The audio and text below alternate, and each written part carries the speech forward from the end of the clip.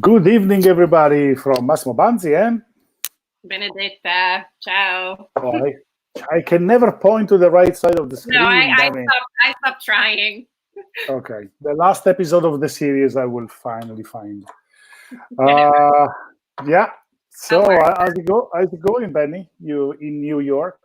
Yes, I'm good. I burnt my lips on a marshmallow this weekend. So that was my accomplishment.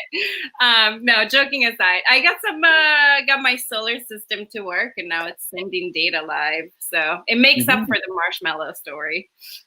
Yeah, okay, because the marshmallow story was like a very white people problem, you know. Yeah, it's a very first world problem. Exactly. How are you feeling?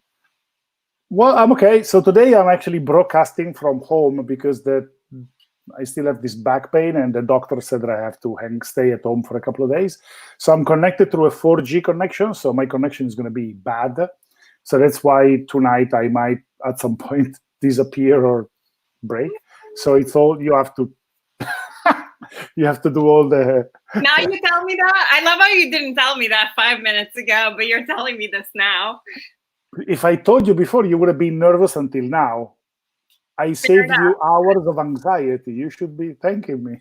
All right, apart from the joke, yeah, somebody says, where are Massimo's usual crazy backgrounds? It's because I am at home and I don't have the green screen. So there are no crazy backgrounds. The only thing that we have today is like big glasses, because one of the guests has very, very bright blonde hair, and I had to do this in order to protect my eyeballs. But apart from this, yeah, so one thing we want to kick off very quickly with, there are some news from Arduino, but Benedetta is going to talk about it. Well, we have a guest to talk about, right? First of all, should I bring him in? Well, one thing that we never do, I want to ask everybody to use the comments to ask questions about the guests or any of the things that we discussed, right? Because sometimes people are really shy. So, and then, yeah, I was going to actually bring in Keith Jackson so that we can get an update about the latest Arduino competition. Hi, Benedetta. And Massimo, thanks for inviting me to the bar. And today I just wanted to share some exciting news from Arduino. We're launching a brand new competition today called Touch Less, Do More. And the whole principle is, as we're starting to emerge now from COVID-19 lockdown around the world, we're really trying to look forward to how, as we all emerge into the new reality, how can we make people be able to interact with each other and the devices around them more safely? So the whole concept is about being forward-looking. We had, as a company, been supporting businesses and people with designs for ventilators and medical devices. If you like, the world has thankfully moved on now into, right, how do we get going again? How do we restart the world and the economy? So we're taking a forward-looking approach and seeing what competition can we do for everybody to get that going. Super timely. What types of projects can people submit to this? Yeah, so we're looking at two core categories for this. So firstly, to go touch-free. So if you think of the typical devices that we all interact with kind of every day, from buttons in elevators to pressing hand sanitizers, anything that you used to normally touch. I can remember just before lockdown, traveling via an airport, and the amount of buttons I had to press to actually travel on a typical daily experience. It was impossible to just, even at that stage, follow the guidelines on constantly washing your hands. So we're kind of saying, use Arduino to, how can you either retrospectively or apply a solution to a device that enables it to go touch-free. So that's the first category. And then the second, and maybe more challenging, especially for businesses and retail stores that are being asked to reopen now, is how do we enable social distancing and tracking?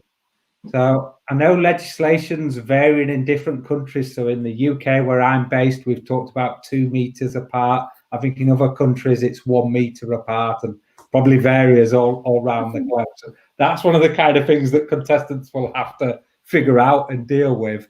But we want people to come up with a solution. So, either traveling to work or at work or in your own social leisure time, how you can enable social distancing or tracking. It can be either of those approaches.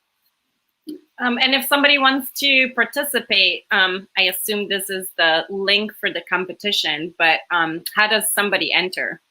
Yeah, so it's very straightforward. They can either go to the Arduino Project Hub, which obviously where thousands, if not millions of community members share all their ideas every single day. So the contest will be available in Arduino Project Hub, or they can go to the Hackster contests URL, touch less, do more, which is on screen right now.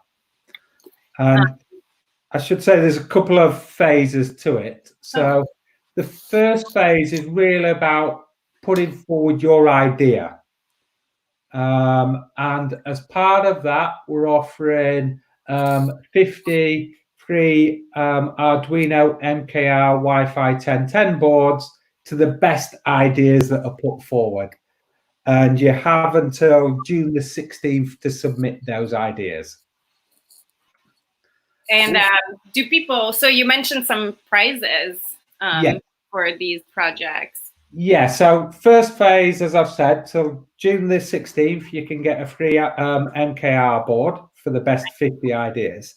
The second phase is really where the big prizes come in, and we're actually offering over $27,000 worth of prizes with a grand prize worth over $10,000.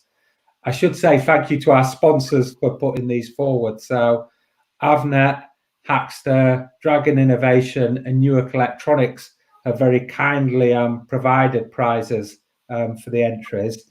And people have until July the 14th to submit their final project.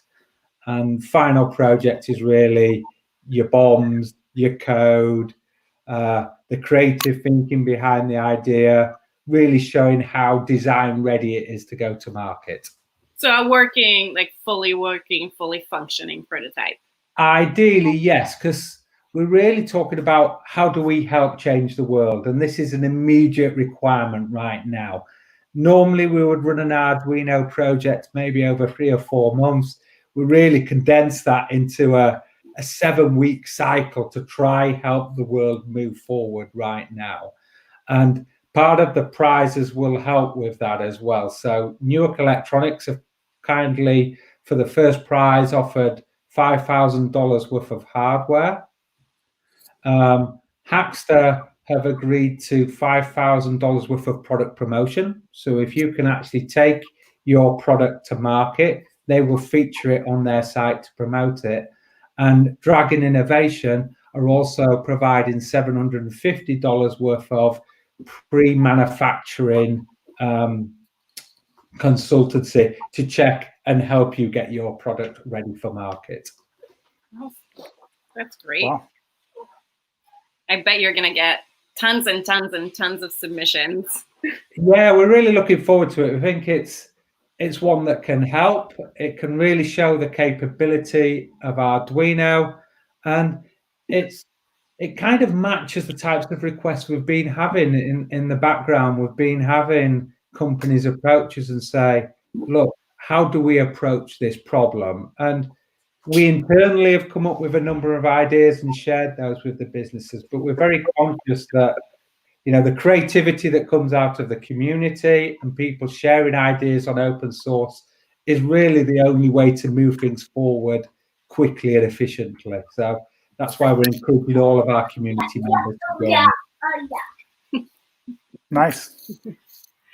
Sorry, my kids are roaming around. Well, I was hoping that they would crash the. Yeah, but you didn't see them. You didn't see them come through. You didn't warn me. Now, there is one important point I did just want to raise.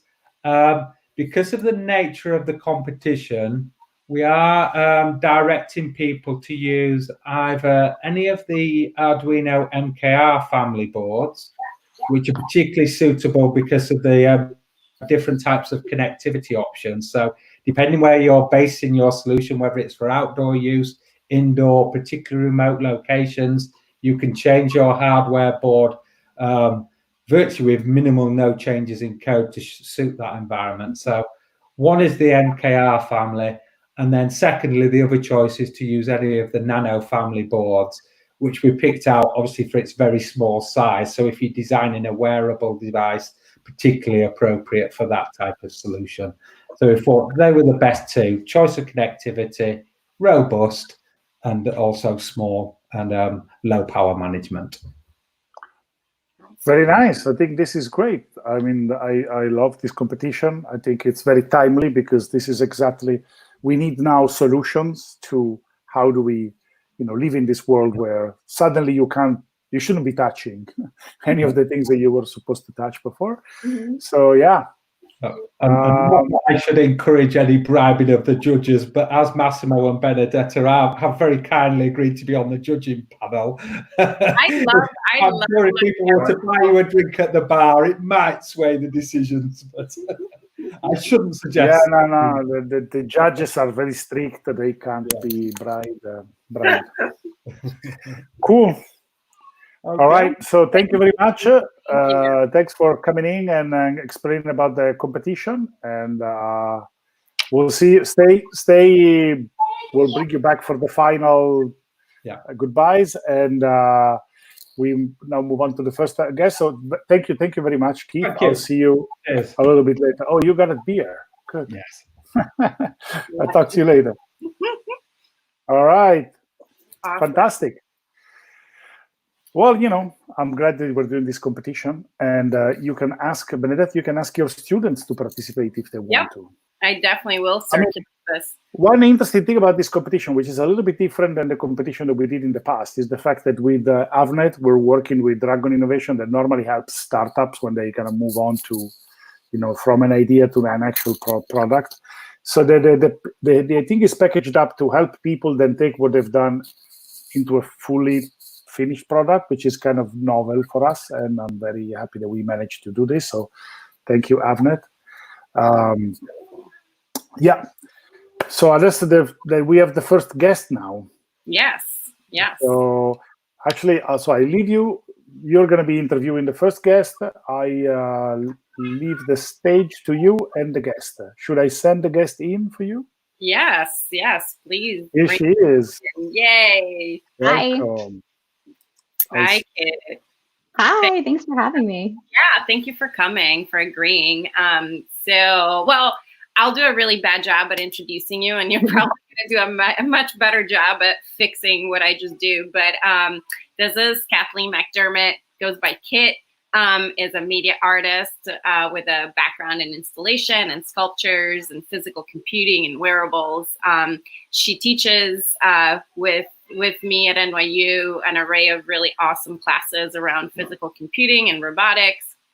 And she combines digital fabrication and wearables and open source hardware to build really kind of whimsical and I think you refer to them as absurd, but robots that are not necessarily functional in the way that we think. So now that I did a horrible job introducing you, you can probably better explain what it is that you work on. No, that was awesome. Thank you. I think visual aids will be probably the best way. So I'll share my screen. Okay, how's that? Can you see that okay? All right, let's see. I think we need, hold on. Let me do this. Awesome. That's okay? Yes, I think. Okay, cool. Great. So I'm going to go through this super quick because I know we don't have a lot of time, but Benny gave me a great intro. I'm an artist, I'm a designer, and I'm lucky enough to work with you at NYU in IDM, Integrated Digital Media. It's a super fun time. And the last few years, I've been doing a lot of work with wearables. I've kind of become obsessed with wearables, but in a bit of a weird way. So my background is in sculpture. That's, like I did my graduate study in sculpture, and then I worked in fabrication shops for a while. And that knowledge has kind of like really come into my work and paired with Arduino in lots of ways. So how I ended up sort of getting into wearables was through this first piece, which was called the auto filter. And it's a scarf with a pollution sensor and just 2 little micro servo motors. So it moves up in response to pollution to cover your mouth. And so my initial idea with this was very literal. I was just thinking, make a scarf that moves when there's pollution. But I'm a visual artist, so I really wanted to make a good video to go with it. And so I kept trying to kind of run into traffic so I could get a shot of like pollution or car exhaust making the sensor go off. And that wasn't working out well. So I found out that it works really well with cigarette smoke, and it works well with alcohol. And so that's how I ended up documenting it. So these are super low res GIFs, but I thought it would work better than trying to play videos while streaming. You can see the full videos at urbanarmor.org if you're interested.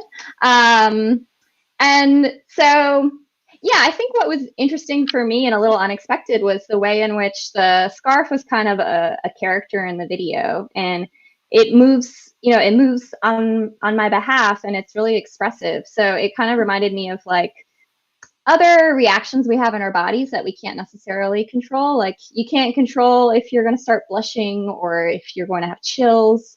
So embodied knowledge or the ways in which our body tells us stuff, but you don't necessarily have a top-down power over. So I decided to make a whole series of these really weird wearables, and they all follow a set of rules, which is they respond to environmental input, they respond to sensor data, and they also have some kind of action in physical space. So rather than just like data mining or logging data, though they sometimes do that too, and they cannot be directly controlled by the wearer. So you can see the image of the first one there on the left. It was super simple. It was probably like only the second Arduino project I had ever done. So I just used a full-size Uno, which wasn't super smart, and shoved it into the scarf, and I was happy that it worked. But over the course of the series, they have gotten more sophisticated. The next one is a dress that opens when someone comes too close to it. It has ultrasonic sensors in the front and in the back. And I was living in Hong Kong at this time, so we filmed it in the Hong Kong subway with the help of a bunch of friends. My friends are in the video, and then also we had a couple angles, so it was quite a fun sort of production there. But yeah, when someone comes too close to it, it very slowly expands. Again, this is a clip from a longer video. And where I got really sort of sucked into physical computing was like just solving these funny mechanical challenges, I think because of my sculpture background. So trying to make a dress open like that on a wearable where I had, I was trying to keep a small power supply and keep my costs down.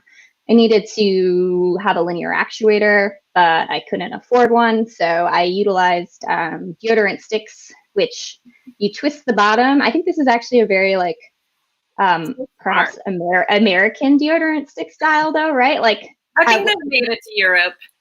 Okay.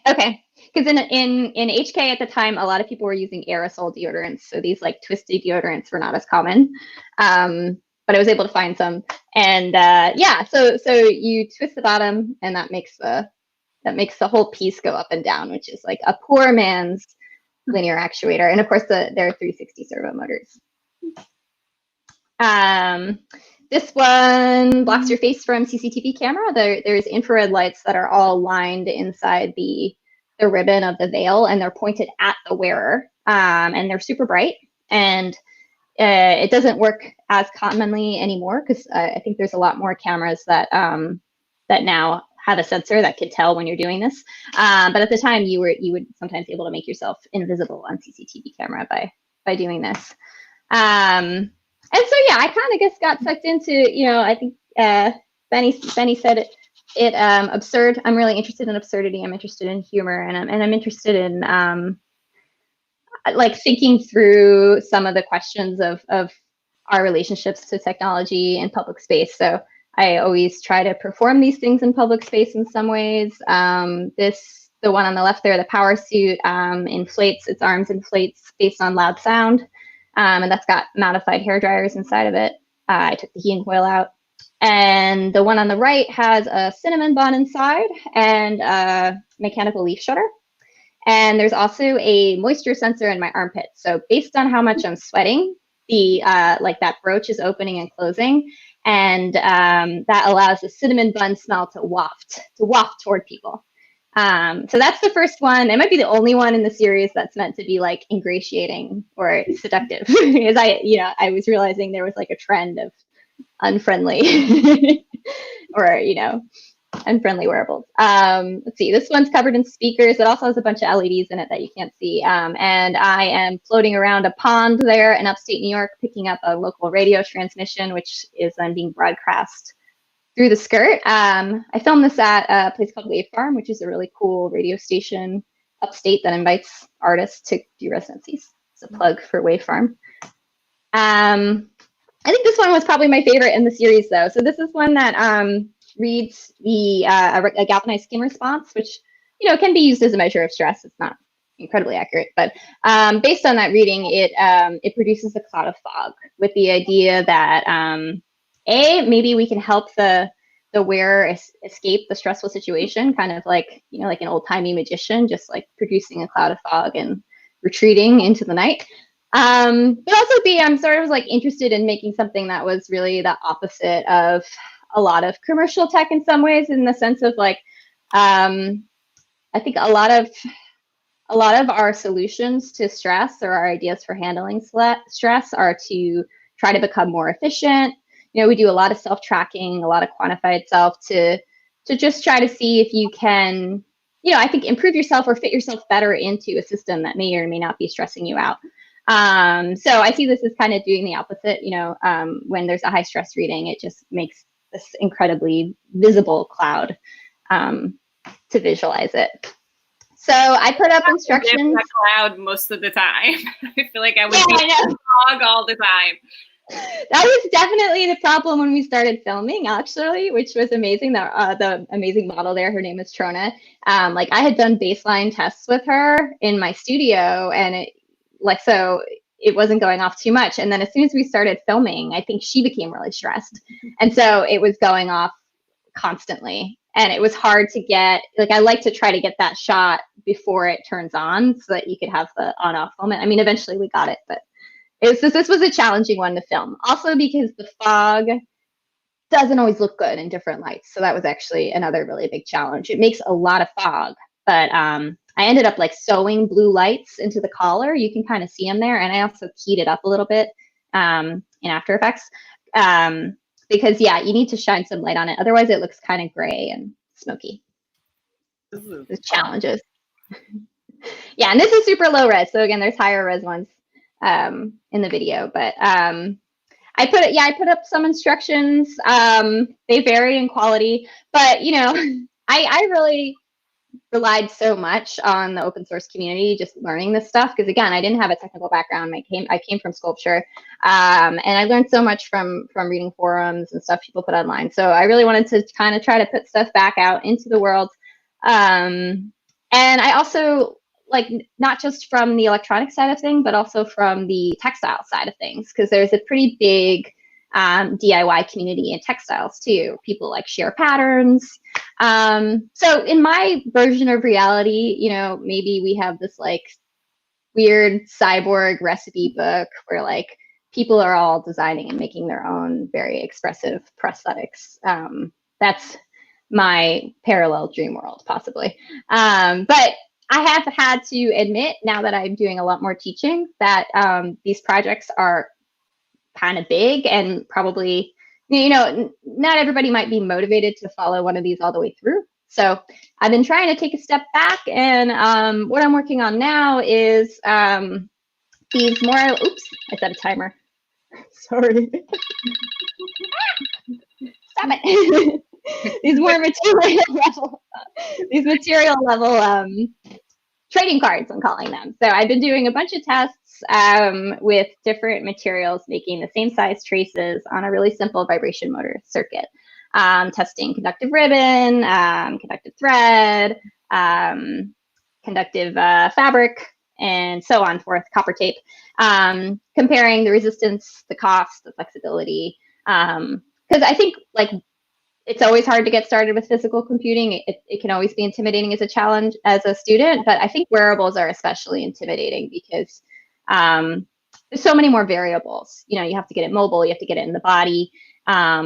If you're going to move from stranded core wire to using a different material, then, you know, your traces may be exposed, they're not insulated. So there's a lot of challenges, I think, to starting to experiment in this space. So yeah, that's what I'm hoping to try to just produce some more resources that can be helpful to folks in some way.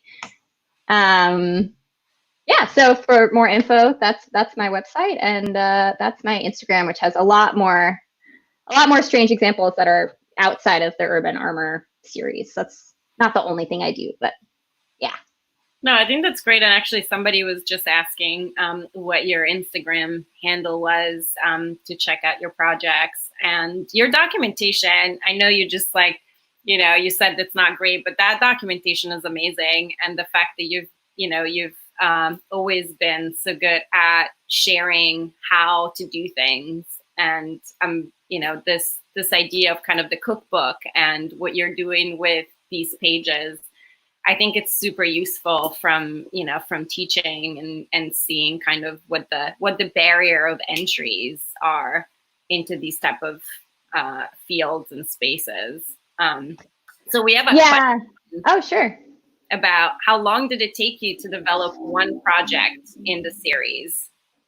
That's a good question. The most technologically challenging one.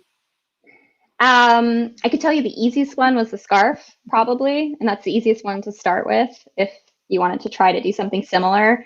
Also, as a digression, like I also would encourage people to not necessarily follow it exactly. Like maybe you don't want that object, but like what can you do with 2 servo motors and a sensor? Actually, a lot, really. You know, it's all about the structure and what you build around it and how you plan to apply it. The hardest was the personal space dress, which opens because of that mechanical load of trying to like the fabric was heavy. Of course, I went like really overboard on the fabric. I didn't need to make it so extra. And the fog was really challenging. Like making that much fog off a mobile power supply was really challenging. I ended up using the heating elements from like e-cigarettes, vaporizers, and aquarium pump motors to pump the fog through.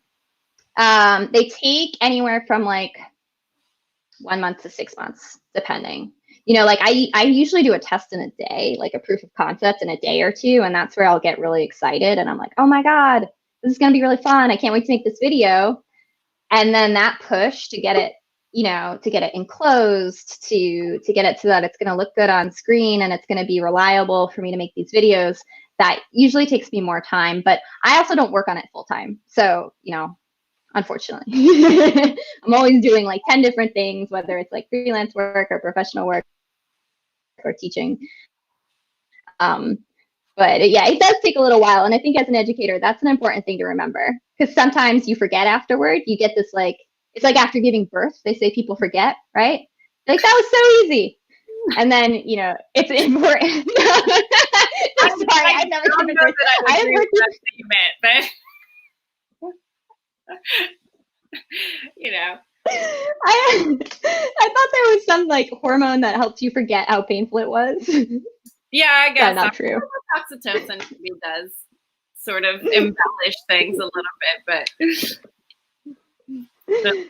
Yeah, scratch that from the record. Sorry.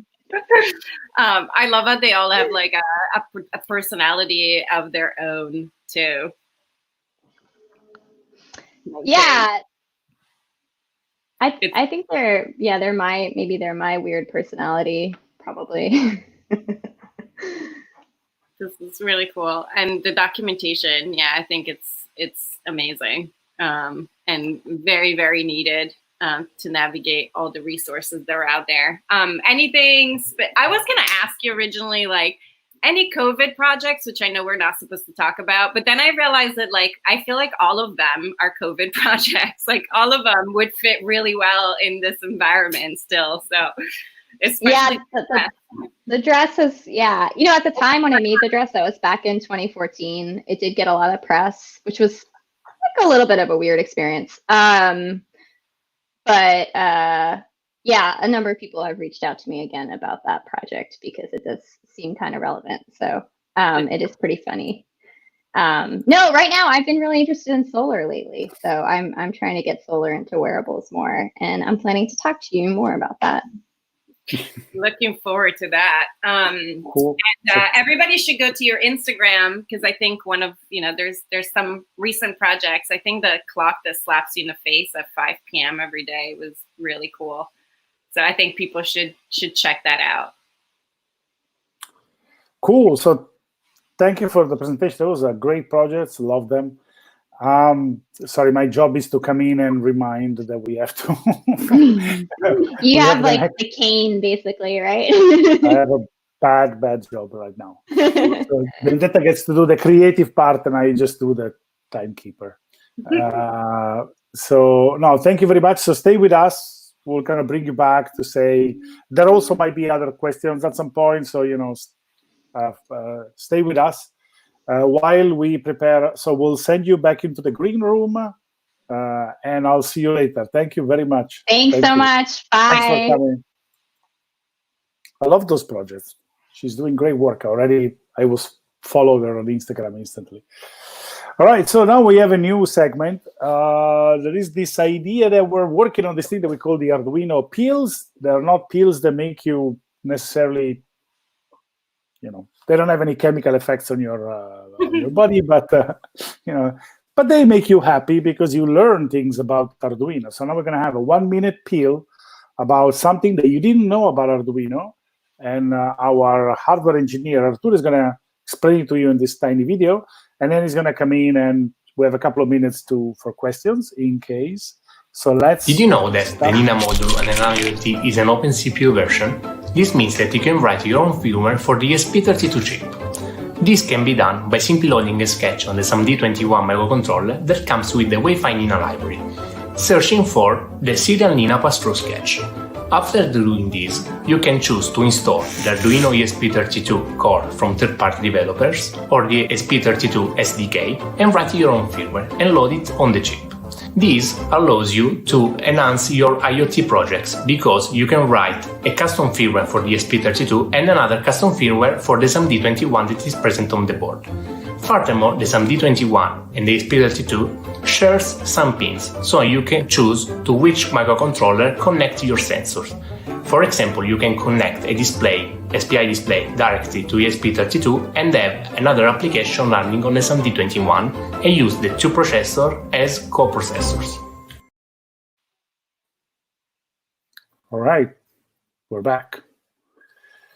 So, as I mentioned before, my connection at home is bad, so I only saw some glimpses of the video. But let's bring in our guest.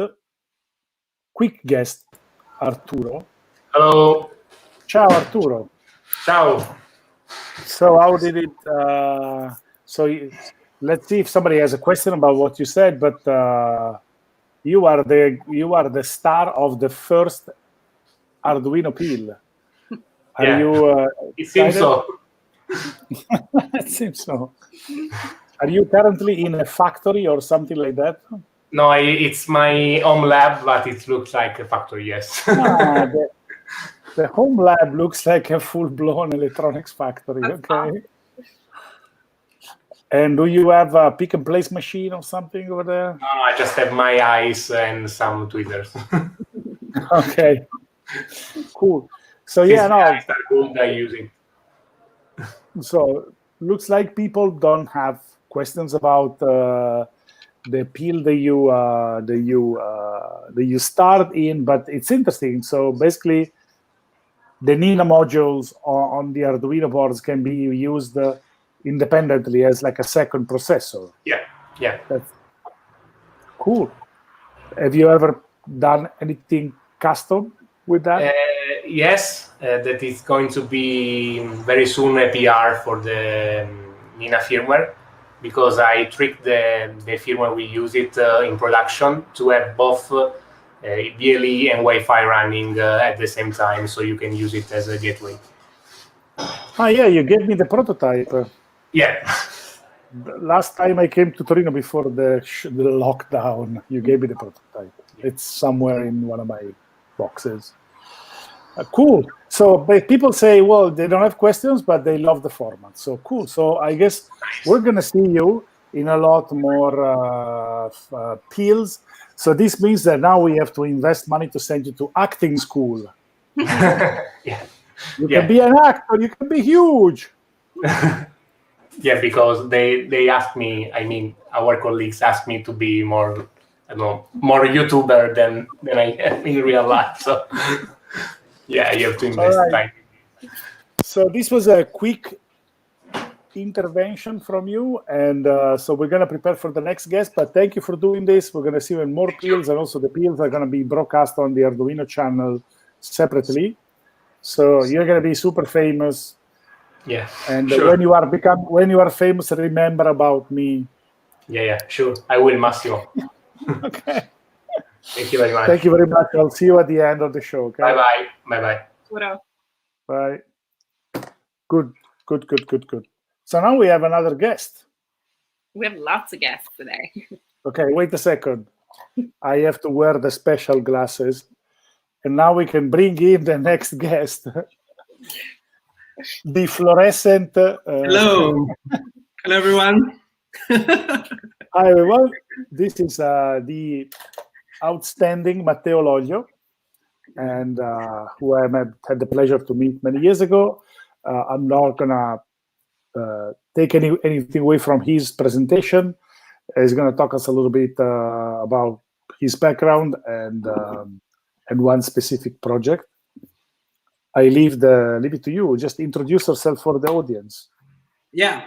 Yes. My name is Matteo Loglio. I'm a designer. I work on products and interactions. And today I'm going to show a project called Natural Networks.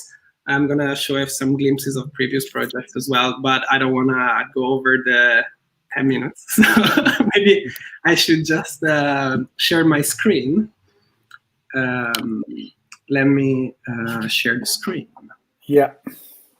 As soon as it appears, I will bring it to the live. I'm Where super is excited. it? See it? Screen. Boom. Here we are. Can you see it full screen? Oh, yeah. Sweet. So Very yeah. exciting. Yeah. So I'm Matteo Loglio. I'm a designer.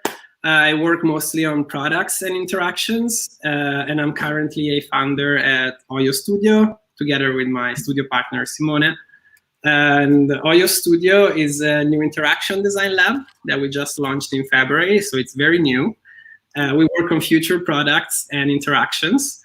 So this is our mission. So we work with big companies, big and small, in every stage of the product. Building products and tools for a more distributed, transparent, and less boring future. And we also develop our own tools and internal research projects. So we don't have much to show right now because we just started, but we'll be pushing a bunch of stuff in the next few weeks. And the news that just came out last week is that we are hiring. So we are looking for interns for the summer. So if you're interested, please check out oyo.studio/apply. There are a few positions for internship this summer. This is Oyo Studio. But without further ado, I'll just jump straight into the Arduino bar format. So you asked me to pick a project to present in 10 minutes. I had a few projects in mind that I wanted to talk about. So I thought maybe I could talk a bit about Cubetto, which is probably the most famous project I worked on. You have to. I have to. I have to. So Massimo was one of the advisors of the company, and also he saw the very beginning of it. Cubetto is a tangible programming language which is currently used by millions of children every day to learn about programming. It launched on Kickstarter, and it was one of the most funded EdTech projects on Kickstarter with 1.7 million. Yeah, he ended up in the MoMA, VNA, it won a bunch of awards, the Red Dot. It was quite a small success for the first project, interaction design project I built. But the cool thing about Cubetto, also for Arduino, is that it started as an Arduino prototype. So it started as a bunch of wires, colored mess into a wooden box. So with Massimo at Supsi, and then it turned into a real product and company employing several people. We also released the DIY version. I just hear some feedback. Okay. We also released the DIY version of the software and the hardware. Do you hear the feedback? No. No? Hear it? Let me try something. Benny, I'm going to mute you for a second. Can you hear me? Yeah, go ahead. Go ahead. Okay. Okay. Yes, now it's perfect. So we also released like a DIY version with open software that people could customize. But I talked about that many times in the past, and I wanted to talk a bit of something new. I thought of talking about some of the projects I did for Google Creative Lab. I worked there for 3 years, but I already talked about them too. We did like a musical instrument used to generate new sounds in 21 dimensions using artificial intelligence. That also had an open source version, just like Cubetto, that people can find on GitHub. And more recently, This is Draw to Art is an installation used to search through the entire Google Arts and Culture collection just by sketching on it. So kids could browse the entire arts and culture collection on those things. But today, I want to talk about natural networks. It's a project I did back in 2017, and it's one of my favorite projects I worked on because it's very like beautiful and poetic, and it was done for an art exhibition. It started as a project for the London Design Festival in 2017. We decided to do this exhibition, which was self-curated by the very artists who were exhibiting. So we're a mix of designers, fashion researchers, artists from London, Singapore, all around the world. There was no real direction. It was more kind of a self-curated event. And the brief was this: water, just one word. So the brief was that, like one word, do something with it, which can be, of course, a blessing and a curse, because an open brief can be challenging as well. So we started thinking about water, what does it mean and what we can do with it. The first phase was exploration. So we started thinking what water actually means for us. And this is one of the first things that came to mind. So I was doing this project with other two guys called James and Roma from a studio called 630. And we were sharing an office on the London Regent's Canal, which is this beautiful canal that you can see here. And we have big windows right on the canal. I think Massimo has been there. So we were working on this, and we immediately thought about the canal when we saw the brief. So we decided to do something with the canal. So the question after that was, how can we create an emotional connection with the canal? So how can we create a connection? So what the next question was, what if we gave a personality to the canal? So what if the canal becomes someone? So instead of being something inanimate, it becomes something alive that people could interact with. So we started like unpacking these thoughts, and we started from the personality and we worked backwards. So if we wanted the river to have a personality, it needs to have feelings. And in order to have feelings, it should be able to feel the outside world. So how do we make a canal feel the outside world? So we started by the idea of collecting data and then turn them into insights that then they would build the personality. So the next question that we had was, how is the canal interactive? So one solution we had was, what if we give a voice to the canal? What if we create a language and the mean of expression for something that is totally inanimate? So, of course, this opens up a very old philosophical conundrum that is pretty much summed up here in this quote, that is, if a lion could talk, we would not understand it, which is the lion perceives a world that is completely different from the world perceived by a human. So the language that it develops based on his feelings would be completely different and not understandable. So we thought, well, with this in mind, we kept going, and we developed like a bunch of sensors that hello? Yeah, go ahead. Sorry, I was nodding, sorry. Okay, no worries. So basically, the idea was that we had a bunch of sensors that were taking all the data from the Canal and turning it into insights that then were generating text. So breaking it down even more, we had location, temperature, motion, light that were creating like a picture of the feelings of the Canal in that very moment. So we're basically infusing this inanimate object with these primitive feelings of the environment, and then sending them to a recurrent neural network, which is a machine learning algorithm that in this case is used to generate words and text.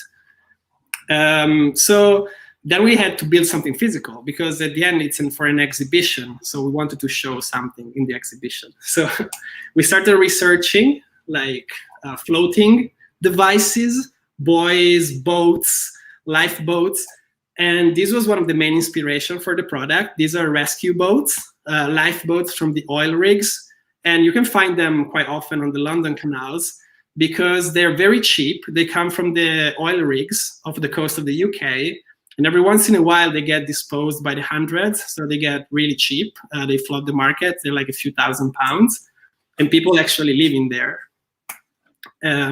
So this was the main inspiration for the shape. Then we started sketching the actual device.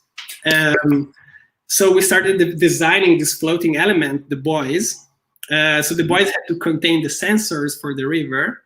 And these sensors were like two types, we thought about it. So we had like one floating sensor or a submerged sensor. In the end, we went for the floating one.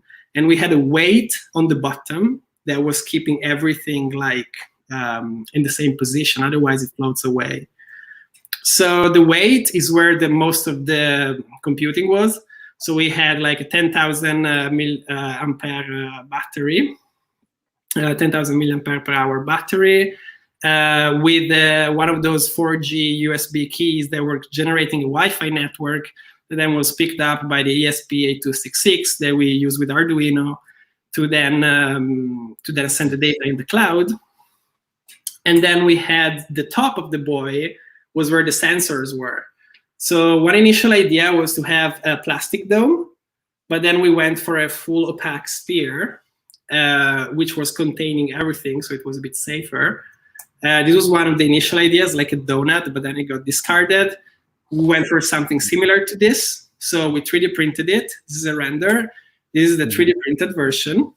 And you can see it here. We printed with a SLS print, and we painted it. And then this is how it looks. There is the accelerometer in there.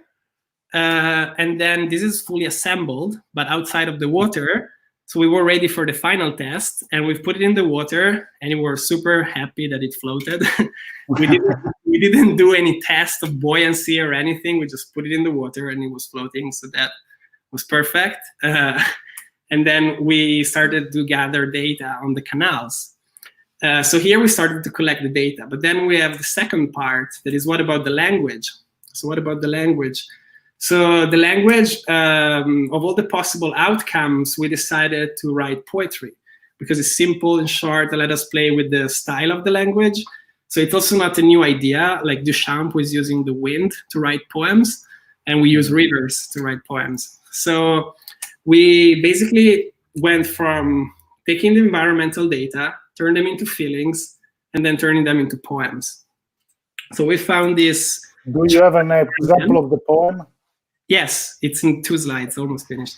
So we use the char-RNN neural network with a bunch of like poetry data. We had like 60,000 lines of poetry used to generate new types of poems that was generating these poems that you can see here. So I can read it. The Right. hazy river full of leaves turned the Somerset Cold Canal, the icy travelers washing their necks and disappearing into the morning walk. So here, hazy, as you can see on the top, there is a 10% here, which is the amount of light. So it becomes hazy. Then we have the location, which is the Somerset Cold Canal, and icy is the temperature, and the morning walk is the time of the day. And based on that, the AI was generating poems. So these are poems about the feelings of the canal. Wow, very nice. Wow, cool. Oh, Kenneth and Avon Canal lays chilled against the hills, cloudless and whitely pale, the twilight must be near. Nice. Yeah, they look like human. Oh yeah. In fact, we don't need poets anymore. No, exactly. We need rivers writing poetry. And then just to wrap up, we had the exhibition, and this is how it looked like in the exhibition. And one nice final touch is that in the exhibition, for the weight, we use the can of chickpeas because you need some faking somewhere, That's good. No, it's good. Yeah, we ended up in some press magazines. And just to wrap up, in conclusion, it was a really nice project. And can a river write poetry? We very much think so. And it was nice because we gave a chance to an old buddy like a river to talk with us about how it feels and to write poetry. And it was nothing accurate or scientific. It was just a provocation.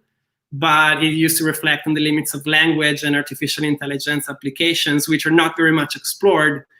And yeah, I hope this will open your mind a little bit and make you see things in a different way. So that's it. Wow, very cool. Yeah, I went to be fast because only 10 minutes. I didn't want to show everything. It's okay. So that's your social. Let me just remove your slides for a second so we can zoom. I am wearing an Oyo Studio sticker. Dude, yes. Because I have one of these strips that yes. Matteo gave me. Yeah, we're printing thousands of those. Doing some advertisement. So nice project. It's a very contemporary idea of using neural networks and to generate something like poetry is very, very interesting. Benny, do your students, do they use neural networks for stuff or? Yeah, they do. Quite a, I think everybody's trying them for different purposes. Actually, Elizabeth, who was on the show last time, and I are starting a buoy project. So we might be reaching out to you for some advice and some lessons learned. Oh, wow, that would be cool. Yeah, if it was possible to travel, I would tell you just get Matteo to New York. He's a good teacher as well. So, we can do it next time. We can do in streaming. Very cool. So, obviously, this is a bit of an artsy project. What kind of stuff do you work on now at Oyo? Is it more kind of product design? Is it more artsy? Is it? So we're as I showed a bit at the beginning, we have two types of work. We work with clients, and that's most of the work that we do as a typical interaction design studio. But what we want to do is also do work with a purpose, and we have some tracks that we're developing internally for internal work. So we do a lot of research. We build our own tools. We started building our own radio. It's at oyo.radio for the quarantine time, so people could actually stream and talk. Like we had some people broadcasting their podcast, their playlists, people just talking randomly on the radio.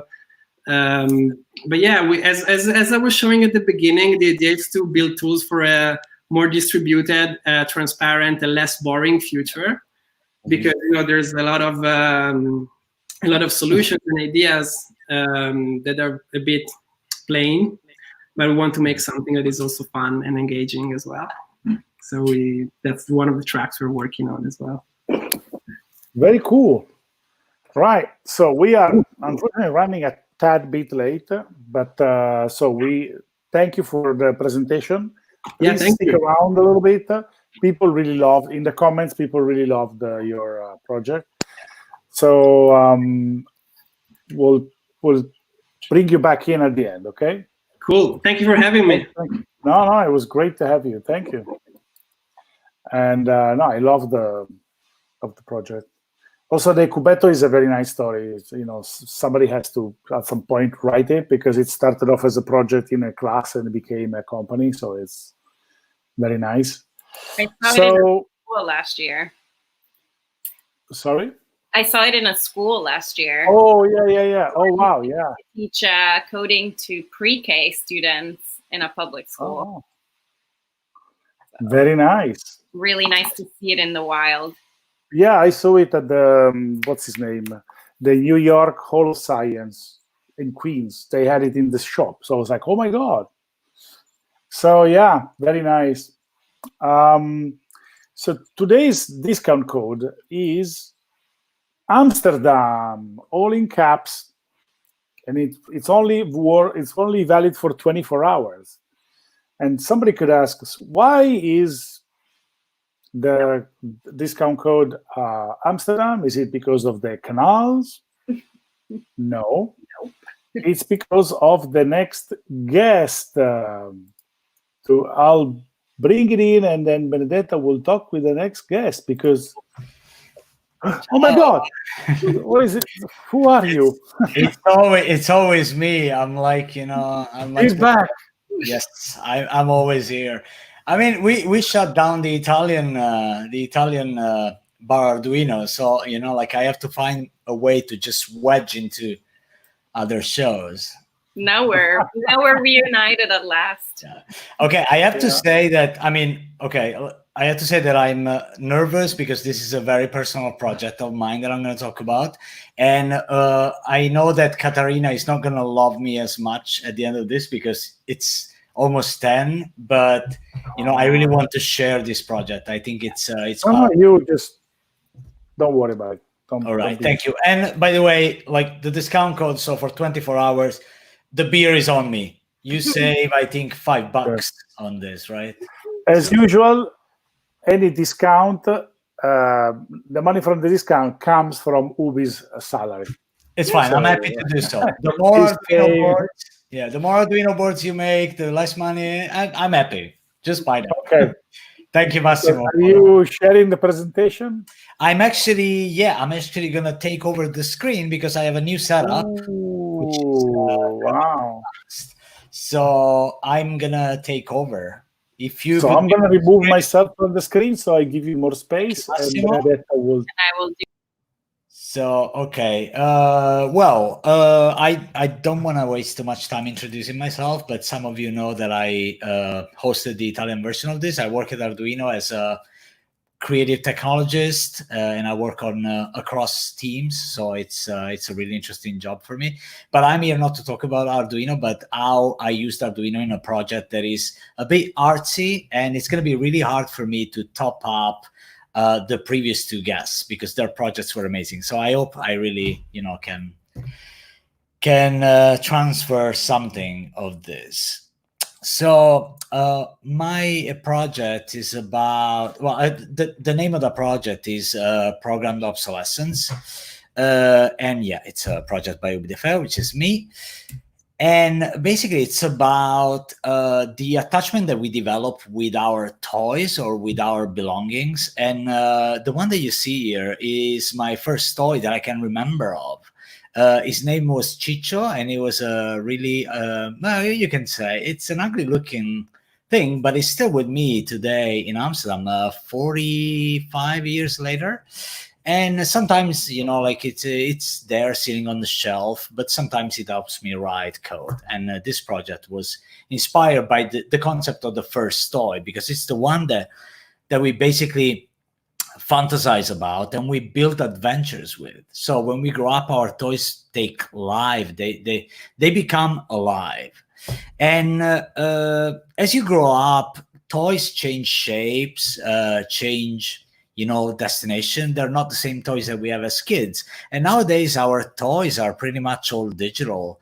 They end up in our pockets, and they are super powerful devices which contain most of our world, but they are nothing but a window onto our world, right? So our pictures, our videos, our friends, our connections, our chats, messages, everything that we have precious nowadays is in our phones, right? And basically what happens is that we don't have the same attachment to these phones nowadays as we used to our, I don't know, I can say Commodore 64 in the 80s, because when our toys, by then, let's call them toys, broke, we were heartbroken. But nowadays, when our phone cracks and there's no way to repair it, we just go to the manufacturer and we get a new one. We just replace it, and the window frame changes, and the content of the window is always the same. It's still the outer world that we project. So we have no guilt in replacing the window. So I was thinking about it, and we always think about it. These things end up in a landfill. And there is this, I kind of think it's sort of a conspiracy theory. It's not really, but kind of is. People say that these objects are planned to be dead in a couple of years when, there's always this legend. Yeah, they will die 3 days after guarantee expiration date. And it isn't really like this. If you think about it, the main reason is that many times a device breaks, it's a capacitor. So if you think about it, the picture on the left, that's the first transistor. And now we pack 1 trillion in our pocket. Our phone CPU has trillions of transistors that go really fast. And if you look at the picture on the right top, that's a capacitor, a really old capacitor, and you see how big. And the ball pen is pointing at a reasonably large capacitor for nowadays standards. So that's, I believe it's 1206 or something. It's a big capacitor. So I thought about, the way that we don't really create a connection with our devices, and the fact that they die and we really don't care. But when we were growing up, we had an emotional connection with our belongings. It could be a toy, it could be a computer, it could be like a video game console. And then I started thinking, when a train of thought just starts picking up, I thought, as progress weakened our imagination, this was a side thought that I had there. And I remember that when we were growing up, the games, when we bought games, we bought them for the covers. And the covers had incredible graphics for the time. And if you think about it, nowadays video games, they are graphically and motion-wise way more advanced than anything that we could even imagine looking at these covers. And if you look at the game in the specific Berserk with this incredible illustration on the cover, your imagination did all the trick, because the game literally looked like this. So we had this weak game of a game, if you allow me. But of course, imagination was very key in enjoying the low tech that we had at the time, which for us was extremely advanced. But also other people that used to design during the 90s, the 80s and the 90s, they kept kind of cherishing the same kind of tools, right? And they went on and created beautiful graphics. This is a talk by Mark Ferrari at GDC 2016, and he's talking about the fact that if you have a set with hundreds of colors and hundreds of tools, your imagination gets kind of weakened because you have too many options. So he decided to keep drawing and designing with a limited palette. So I kept researching, and I found pictures of something that reminded me when I was growing up.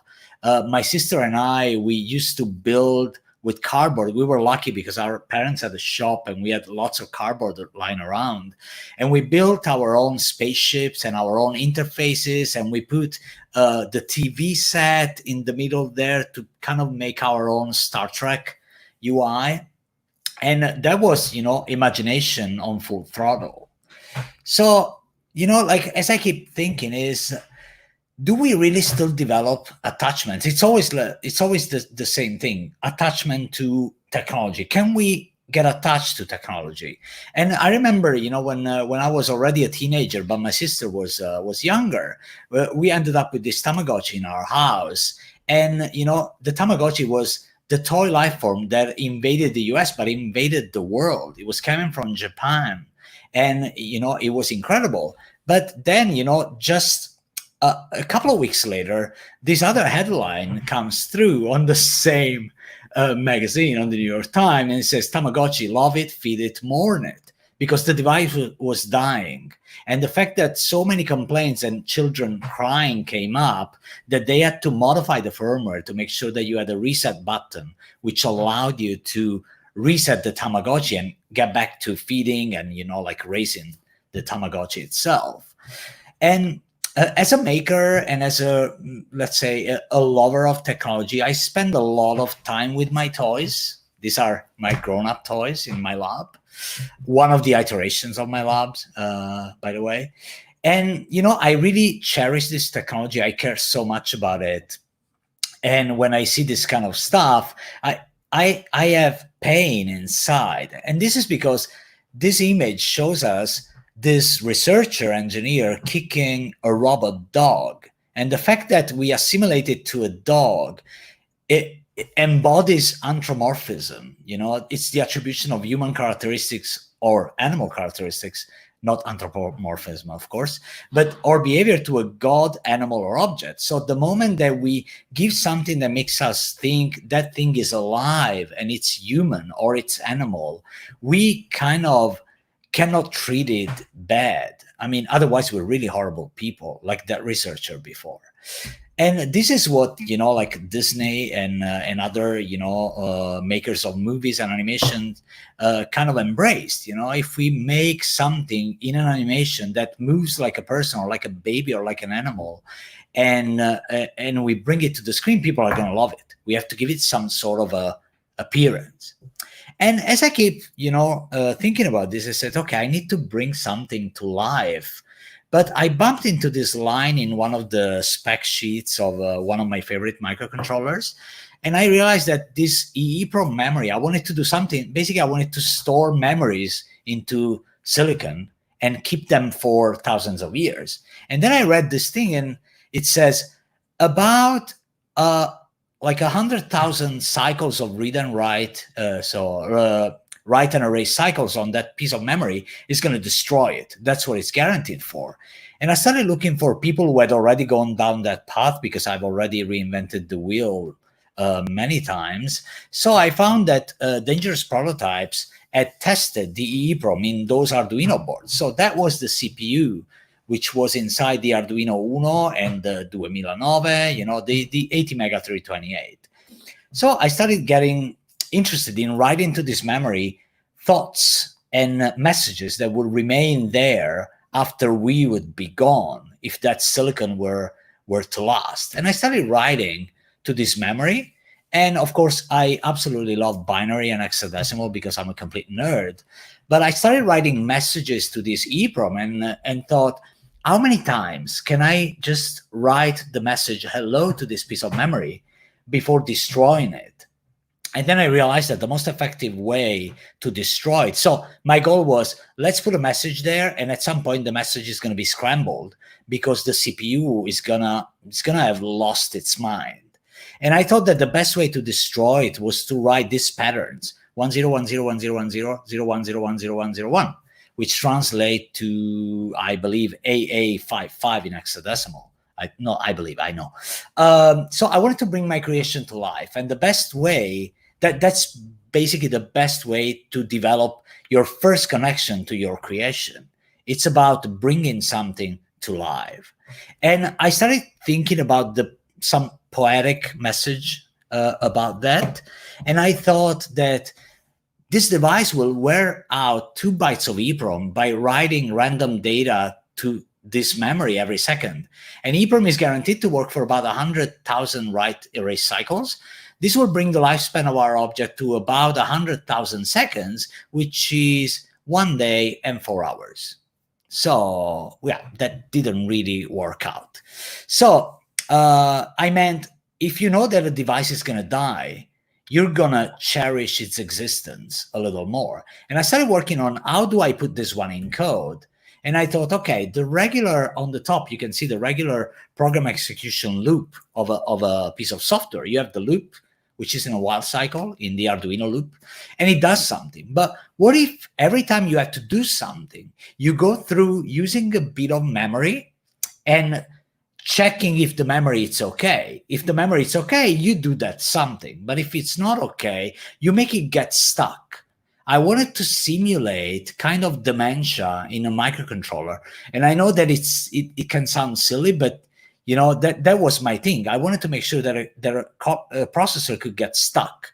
So if you imagine, I started making prototypes, and I started writing the memory and making pretty faces on an LED 8x8 matrix, and reading and writing cycles, you know, of data to a certain address.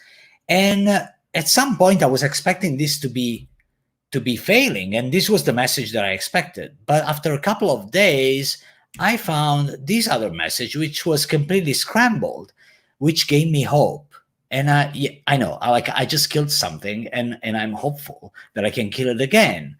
But I wanted to develop something that wouldn't be so cold like this display. I wanted to make something that would have a human factor or an animal factor, something that would help me connect to it. And I wanted to design it. I wanted to make it in 3D, and I wanted to make a really fancy magnetic-based connector to pass data through.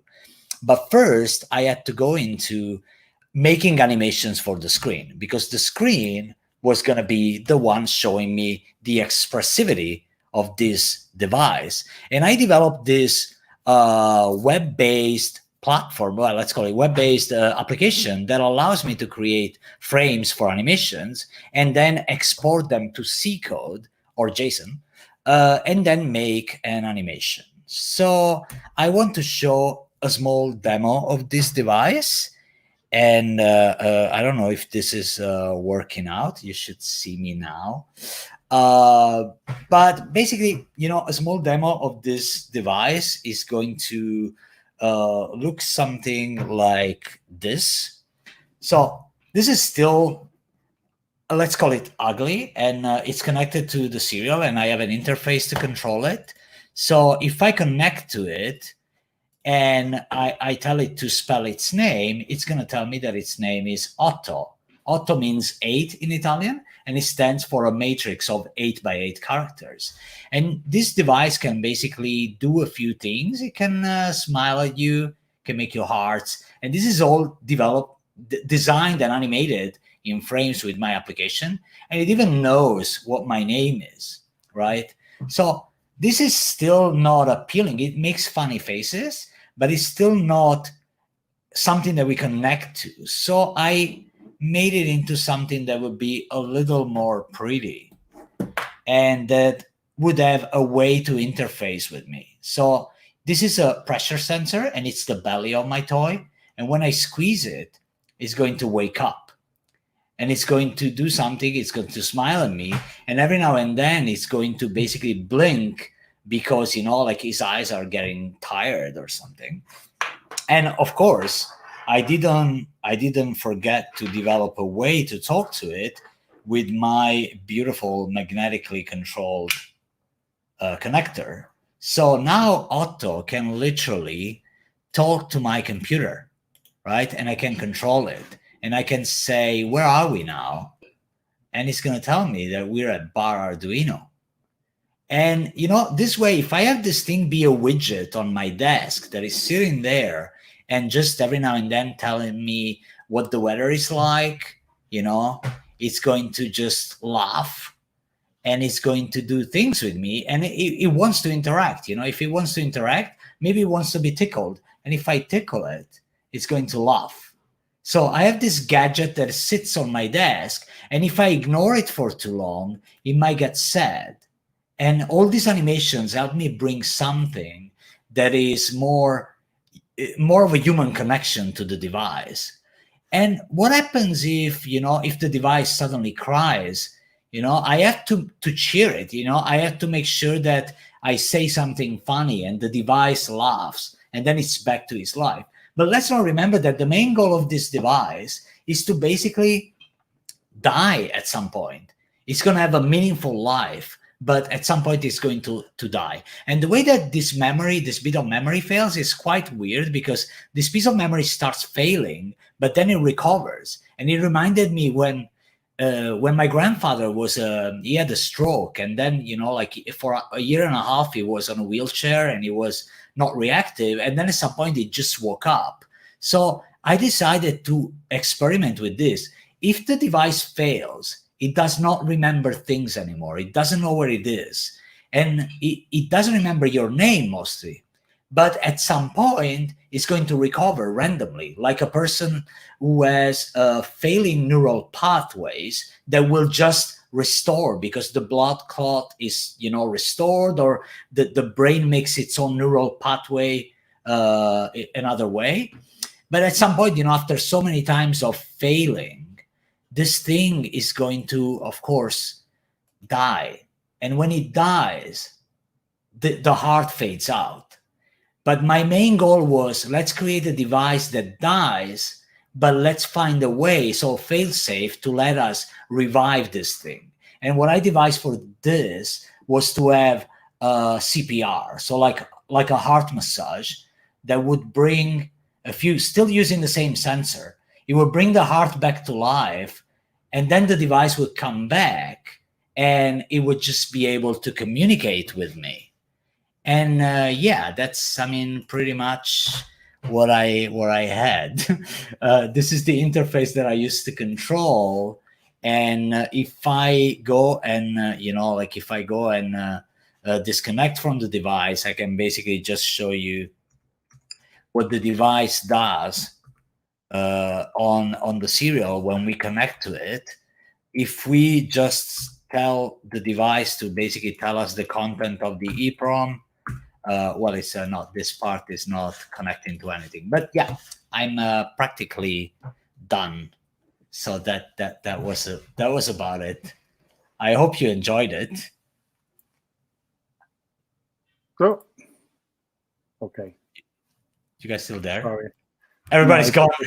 Everybody's no, because that's two of us trying to be the trying to add Benedetta, so we end up adding and removing her constantly. Wow. Yeah. It's awesome. There was sorry, I went way over time, you know, but yeah, so it's super interesting, and it's so deep. It's got so many layers. Yeah, it's one of those trips that I start on. I developed this because I was invited to talk at a conference called FITC in Amsterdam by some Canadian friends of mine. And every time they invite me to a conference, for me, it's an excuse to take a few days off and delve into thoughts. You know, a few days, I mean, you know, like over months. And then I said, okay, what can I talk about? How do I get people to listen to the crazy stuff that I have in my head? So this was one of them. Yeah. Wow. Cool. Well, so unfortunately we are a bit running late, so we would love to ask you a ton of questions, but the project was great. There was what happened to Ubi? He's gone. He disconnected. Somebody pulled the plug. It died. Yeah, he pulled the plug. Okay. Oh, he's back. I think he's back. Okay. Sorry, guys. I don't know what happened. I got kicked out. But yeah. Okay. Thank you so much, guys. Really, I'm sorry I took so much time. I was really, you know, caring to share this. So let me bring back some of the other guests. Oh my God! Look at the message. It's amazing. We are. Oh wow! You're getting a lot of rave reviews here. So many amazing comments. Let's bring back Matteo. Let's bring back Kathleen. All right, cool.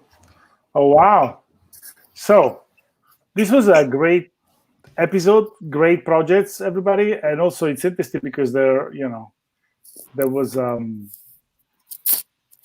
some shows are very technical And in this case, we had a lot of projects that kind of make you think about, they were more like, clearly they were more artsy in a way compared to what we normally show. So it was very, very interesting and very cool.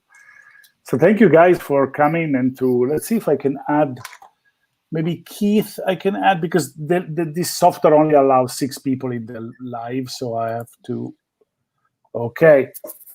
So let's add Keith. So now we have like 30 seconds. Each one of you can say hi or plug something or say something. So let's start with Kathleen. If you want to say goodbye to the audience, you are muted. Bye. Thanks for watching. Sorry I spoke so fast. No, it's okay. Thank you very much for coming. Then Matteo, you are next. You can say hi to the people at home. Yes, hi to everybody at home, and thank you very much, Bar Arduino, for having me. Thank you. Cool. Ubi, it's your turn to say something. I say hi like pretty much every week. I'm gonna say hi to my girlfriend who was connected under pseudonym. I saw the comment, and whoever is watching, all my friends and makers. I saw a comment, comma, I'll see you at home later. Yes. Okay. Thank you, Ubi. And Keith? A very quick thank you to all the guests. Excellent show. And obviously a special thank you to all those who are watching. Please have a go at the touch less, do more contest. It's for a great principle. Thank you, everybody. I'll remove you for a second so that I can bring in Arturo. And where is Arturo? Arturo is still in his home factory. Yeah. And do you want to say goodbye? Yeah. Goodbye, everybody. Thank you for watching us. Enjoy the next show. Yeah, we'll see you when you have the next appeal. Yeah. Oh, wow. Make it live from the factory. Live from the factory. So, the kids finally crashed the show. Woo! It was bound to happen. All right. Thank you very much, everybody. Thank you.